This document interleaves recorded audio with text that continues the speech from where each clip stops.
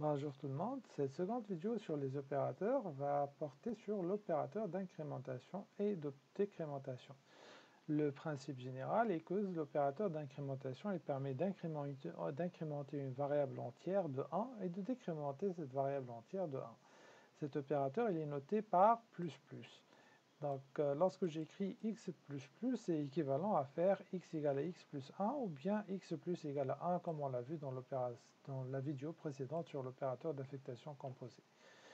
La même chose, lorsque je fais x c'est x++ ou bien plus x, ça va donner toujours la même chose, la variable x va être incrémentée de 1. Pour la décrémentation, c'est la même chose, c'est l'utilisation de l'opérateur moins pour faire la décrémentation de la variable de 1, et on peut avoir le moins qui se place après la variable ou bien avant la variable, mais dans ces deux cas de figure, c'est toujours la même chose, la variable x sera décrémentée de 1.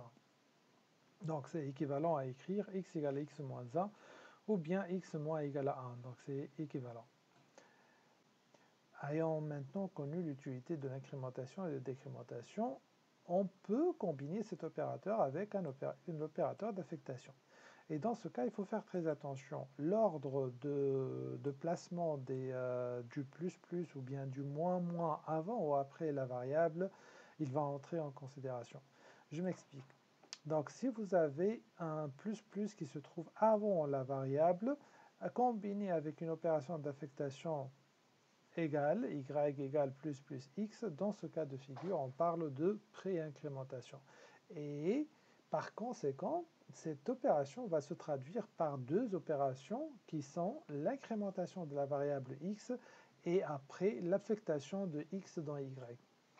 Par contre, lorsque je fais de la post-incrémentation, c'est-à-dire je place le plus après la variable x et je combine ça avec une opération d'affectation, dans ce cas-là, que va faire mon programme? Il va en fait affecter la valeur de x à y et ensuite il va incrémenter la valeur de x.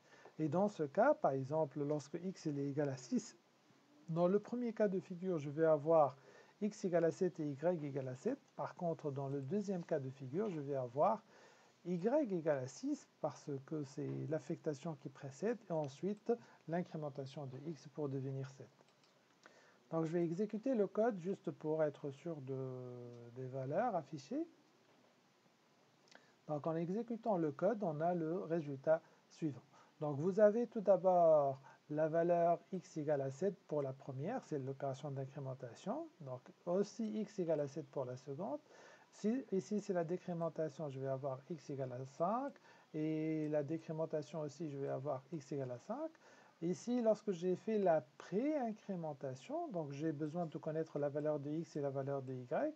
Donc x est égal à 7 et y égale à 7, ce qui montre qu'il a fait l'opération d'incrémentation. Ensuite, il a affecté la valeur x à y. De la deuxième, on a fait la x++, donc en fait, on a fait y égale à x, et ensuite, on a fait x égale à x plus 1. Et dans ce cas de figure, on a le résultat suivant, x égale à 7 et y égale à 6.